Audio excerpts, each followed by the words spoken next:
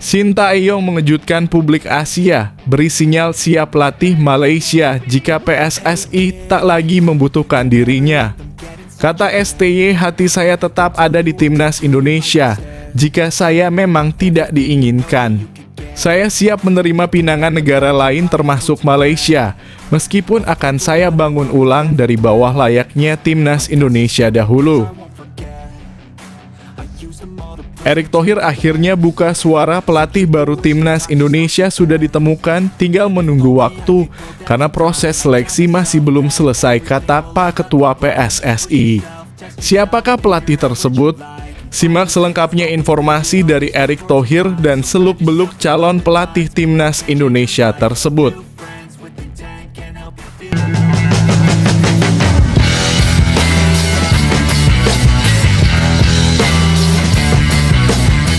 Sebelum kita lanjut ke berita terlengkapnya, alangkah mulianya bagi kalian untuk tekan tombol like, dan yang belum subscribe, tolong subscribe channel ini. Sintayong mengejutkan publik Asia, beri sinyal siap latih Malaysia jika PSSI tak lagi membutuhkan dirinya.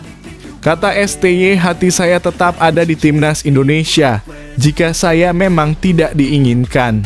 Saya siap menerima pinangan negara lain termasuk Malaysia, meskipun akan saya bangun ulang dari bawah layaknya timnas Indonesia dahulu. Publik sepak bola Asia kembali diguncang oleh kabar yang datang dari sosok yang selama 4 tahun terakhir menjadi ikon kebangkitan timnas Indonesia, Sintayong. Pelatih berkebangsaan Korea Selatan itu kembali menjadi sorotan setelah sebuah wawancara menyebar luas, memperlihatkan betapa emosional dan jujurnya ia menanggapi masa depannya setelah tidak lagi memimpin skuad Garuda. Dalam wawancara yang berlangsung santai namun syarat makna tersebut, Sintayong mengakui bahwa dirinya masih menunggu panggilan dari pihak Indonesia.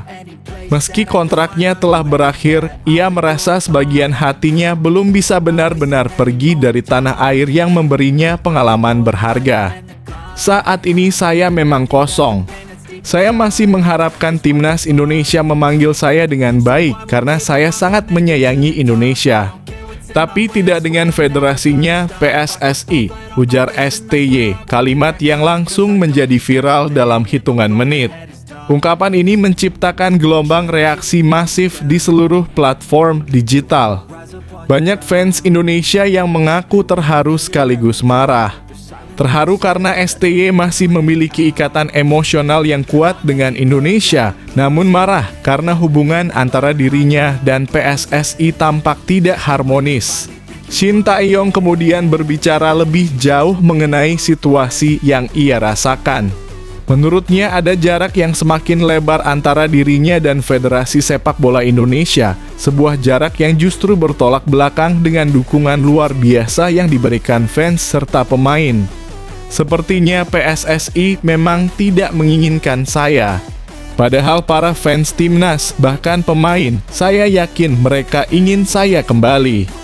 Tapi kalau federasi tidak mau, apa boleh buat, ujarnya dengan nada yang terdengar getir. Kata-kata tersebut membuat para pendukung Garuda semakin gaduh. Hashtag #PsiHargaiSti dan hashtag jangan biarkan Sti pergi sempat menjadi trending di media sosial, menggambarkan betapa besar pengaruh seorang Sintayong di mata publik. Namun kejutan terbesar justru datang setelahnya. Sintayong mengungkapkan bahwa dirinya tidak menutup peluang untuk menangani negara lain, termasuk rival terberat Indonesia di kawasan Asia Tenggara, Malaysia. Jika memang tidak dipanggil Indonesia, saya akan latih Malaysia meskipun mereka sedang dalam kasus besar. Saya akan membangun ulang Malaysia dari bawah, kata STY, pernyataan yang membuat publik sepak bola Asia benar-benar terhenyak. Malaysia saat ini sedang berada dalam kondisi yang kurang stabil, mulai dari performa yang tidak konsisten hingga masalah internal federasi. Situasi tersebut membuat FAM dikabarkan tengah mencari sosok pemimpin yang dapat melakukan restrukturisasi menyeluruh. Nama Sintayong masuk sebagai kandidat potensial yang dianggap mampu membawa perubahan cepat. Respons dari Malaysia pun tidak kalah menarik. Banyak fans Harimau Malaya yang justru menyambut pernyataan itu dengan antusias. Mereka meyakini bahwa jika Sintayong mampu mengubah Indonesia menjadi tim tangguh yang disegani, maka hal yang sama juga bisa dilakukan dengan tim mereka. Di sisi lain, komentar itu langsung memancing kepanikan di kalangan fans Indonesia. Banyak yang khawatir bahwa PSSI justru membiarkan sosok yang telah membangun pondasi kuat bagi sepak bola nasional itu pergi ke negara rival. Bagi sebagian fans, kehilangan STY dianggap sebagai langkah mundur yang sangat besar, terutama setelah melihat progres nyata yang ditunjukkan Indonesia selama masa kepemimpinannya. Analis sepak bola Asia baik dari Korea Selatan, Jepang, hingga negara-negara ASEAN ikut memberikan tanggapan. Sebagian menilai langkah Malaysia mendekati STY sebagai langkah ambisius yang dapat mengubah wajah sepak bola ASEAN secara drastis. Yang lain menilai bahwa hubungan STY dan Indonesia sebenarnya masih bisa diselamatkan, asalkan PSSI memberikan komunikasi resmi yang lebih terbuka. Sementara itu, PSSI hingga saat ini masih bungkam. Tidak ada pernyataan yang mengonfirmasi maupun membantah kabar renggangnya hubungan mereka dengan STY. Sikap diam ini semakin memperkuat dugaan publik bahwa memang ada perbedaan yang belum terselesaikan antara kedua pihak. Dalam suasana yang penuh tanda tanya, Sintayong menegaskan bahwa dirinya belum memutuskan apapun. Ia menunggu berharap, namun tetap siap menghadapi kemungkinan yang berbeda. Satu hal yang kini menjadi jelas, apapun langkah Sintayong selanjutnya, keputusan itu akan mengubah dinamika sepak bola Asia Tenggara. Apakah ia akan memilih kembali membangun Garuda ataukah memulai petualangan baru dengan membangkitkan Harimau Malaya? Publik Asia kini hanya bisa menunggu kelanjutan kisah yang kian menarik ini, kisah yang memperlihatkan betapa besar pengaruh seorang Sintayong terhadap sepak bola kawasan. Dan jika benar ia memilih Malaysia, maka persaingan Indonesia-Malaysia akan memasuki babak baru yang jauh lebih panas dari sebelumnya.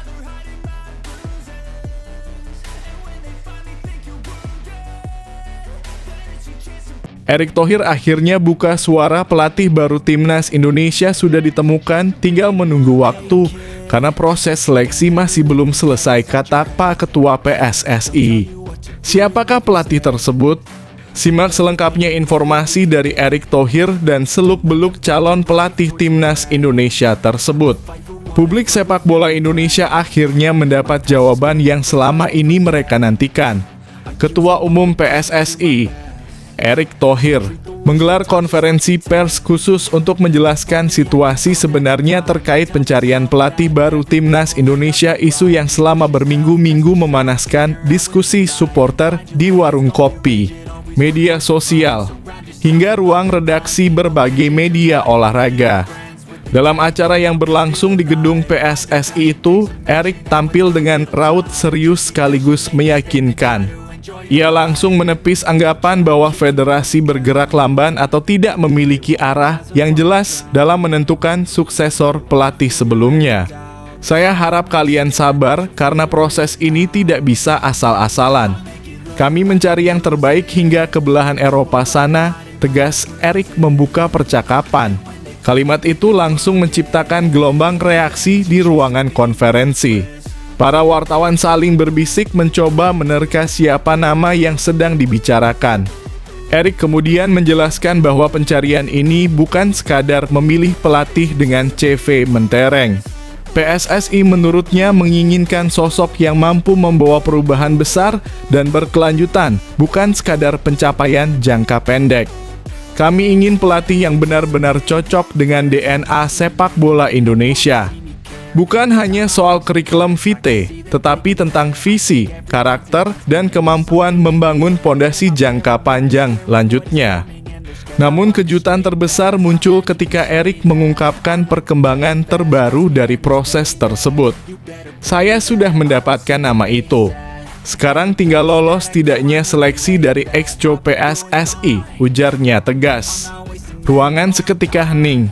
Para wartawan saling memandangi, mencoba membaca ekspresi satu sama lain. Dalam hitungan detik, banyak ponsel wartawan berbunyi, notifikasi masuk dari redaksi masing-masing yang meminta laporan cepat. Publik sepak bola nasional pun langsung dibuat penasaran siapa sebenarnya pelatih yang dimaksud Erick Thohir. Meski tidak menyebutkan identitasnya, Erick memberi beberapa petunjuk. Ia memastikan bahwa pelatih tersebut berasal dari Eropa dan memiliki rekam jejak kuat dalam menangani klub atau timnas. Sosok itu juga disebut memiliki pendekatan modern yang selaras dengan tren sepak bola dunia. Salah satu sumber internal PSSI dalam konteks fiksi ini menyebut bahwa pelatih tersebut memiliki pengalaman di kompetisi top Eropa dan dikenal sebagai figur yang sangat disiplin.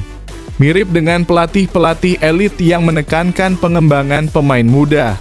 Inilah yang membuat nama tersebut dianggap ideal untuk menangani Indonesia, negara yang sedang meningkat dalam hal talenta tetapi membutuhkan penataan permainan yang lebih matang.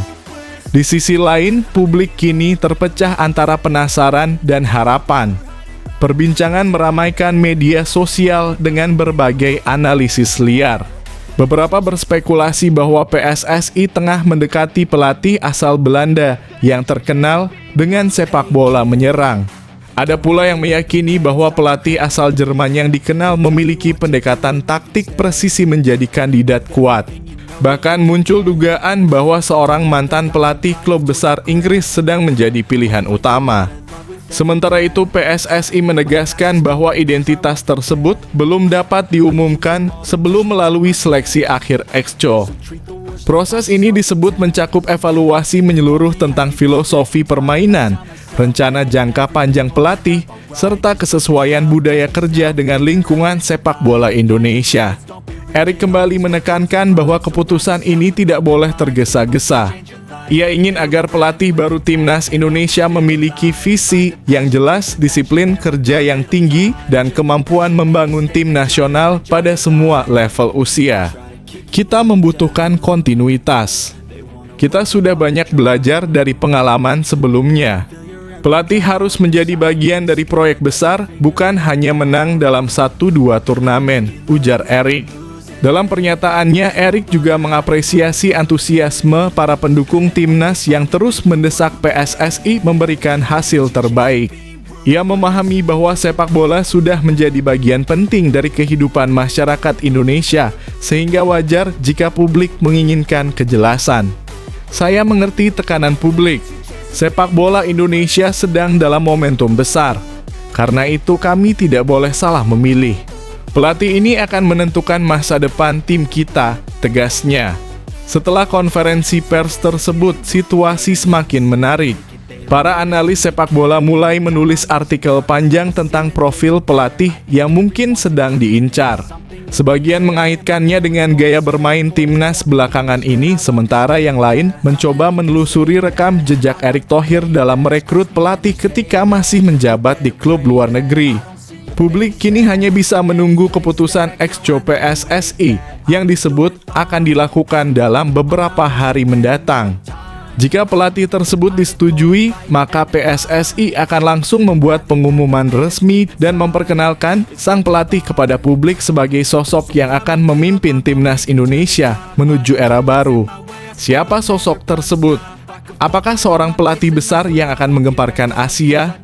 Atau figur misterius yang selama ini bekerja dalam senyap tetapi memiliki kualitas luar biasa? Yang jelas, atmosfer sepak bola Indonesia kini dipenuhi antisipasi besar. Seperti kata Erick Thohir sebelum menutup konferensi pers, nama itu sudah ada. Kita tinggal menunggu babak terakhirnya. Doakan saja ini menjadi langkah terbaik untuk masa depan sepak bola Indonesia. Video ini hanya ilustrasi.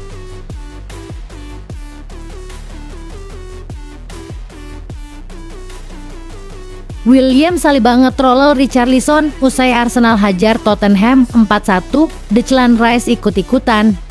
Arsenal tak hanya menang telak 4-1 atas Tottenham di derby London Utara, Minggu, dalam kurung 23 November 2025, tetapi juga memenangi perang mental di luar lapangan. B. Tengah William Saliba mencuri perhatian lewat unggahan media sosial yang menyindir bintang Spurs, Richarlison, membuat fans The Gunners bersorak. Saliba mengunggah 5 foto, 2 diantaranya paling mencolok, momen ia menjatuhkan Richarlison ke rumput di awal dan akhir laga, seolah menegaskan dominasi fisiknya.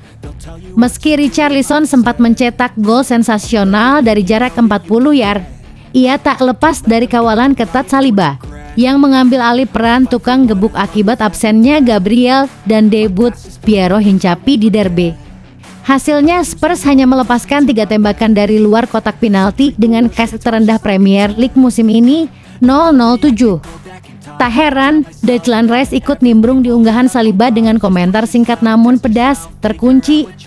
Menurut Anda, apakah Saliba sudah pantas disebut benteng paling galak Arsenal saat ini?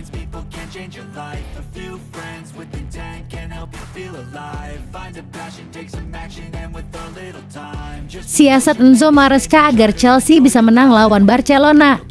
Pelatih Chelsea, Enzo Maresca, menyadari tugas berat menanti timnya saat menjamu Barcelona di Liga Champions, Rabu dini hari 26 November 2025. Namun, ia yakin perkembangan skuad musim ini bisa menjadi modal menantang juara Spanyol di Stamford Bridge. Barcelona datang dengan gaya khas Hansi Flick, garis pertahanan tinggi dan serangan agresif yang sering menghasilkan banyak gol. Maresca menilai lini pertahanan tinggi Barca bisa dieksploitasi, tetapi serangan mereka tetap mengancam. Kami perlu keseimbangan yang tepat antara menyerang dan bertahan. Mereka punya Lewandowski, Lamine Yamal, Fermin, Ferran, Frenkie de Jong, tetapi kami juga punya pemain bagus. Kami akan berusaha menang, ujarnya. Chelsea mengumpulkan 7 poin dari 4 laga fase grup, dan tren positif 5 pertandingan tanpa kalah memberi optimisme.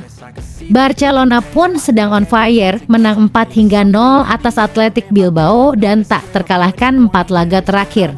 Meski pernah kalah agregat 4-1 dari Chelsea pada 2018, sejarah duel klasik menunjukkan kedua tim mampu menghadirkan pertandingan seru. Menurut Anda, strategi Maresca cukup untuk menjinakkan Barca, ataukah Blaugrana terlalu tangguh?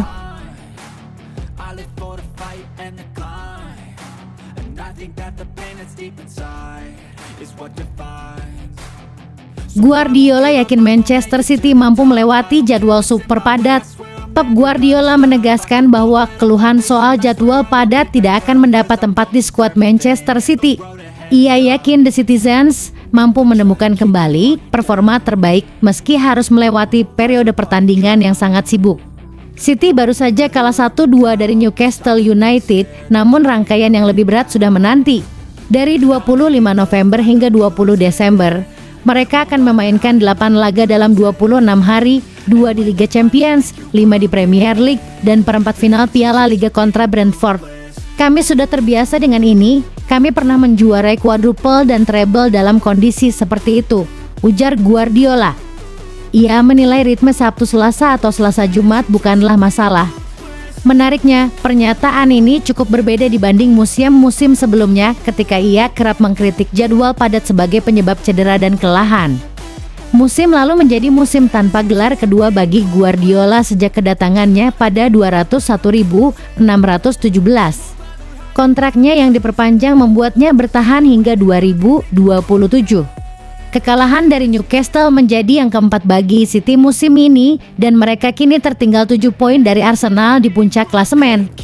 Menurut Anda, mampukah City bangkit di tengah jadwal super padat ini?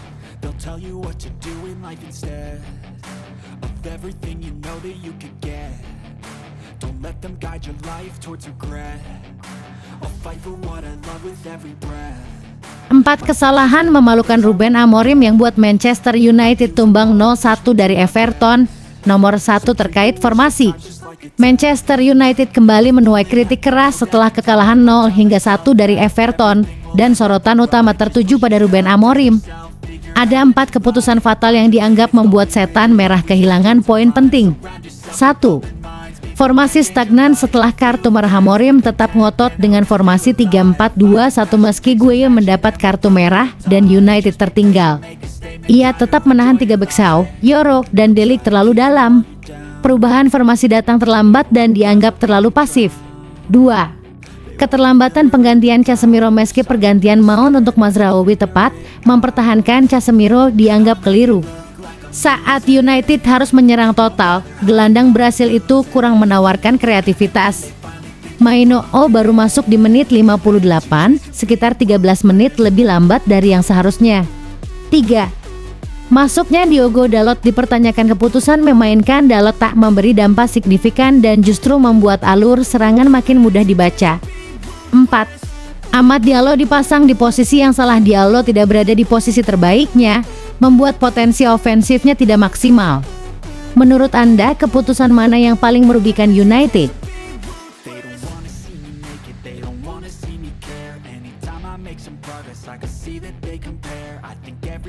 Rooney desak Arne Slot cadangkan Mohamed Salah demi pulihkan performa Liverpool. Wayne Rooney menyerukan agar Arne Slot mencadangkan Mohamed Salah demi membantu Liverpool kembali ke performa terbaik. The Reds baru saja kalah telak 3-0 dari Nottingham Forest di Anfield, membuat mereka turun ke peringkat ke-11 Liga Primer, tertinggal 11 poin dari Arsenal. Dalam laga itu, Salah gagal mencetak gol maupun assist, sementara Liverpool sudah menelan 6 kekalahan dalam 7 pertandingan terakhir. Rooney menyoroti kontribusi Salah dalam bertahan. Jika seorang pemain tidak membantu tim meski dia legenda, pesan yang tersampaikan bagi pemain lain jelas mereka tetap starter meski tidak berlari atau menekan lawan, ujar Rooney di The Wayne Rooney Show. Ia menegaskan, jika berada di posisi Slot, ia akan mengambil keputusan tegas demi menggugah seluruh skuad. Slot perlu menegakkan disiplin dan kekompakan tim. Setelah tim kembali menang, Salah bisa dimainkan lagi dengan harapan lebih disiplin bertahan, tambahnya. Rooney juga menyoroti beberapa pemain senior lain yang belum tampil sesuai standar.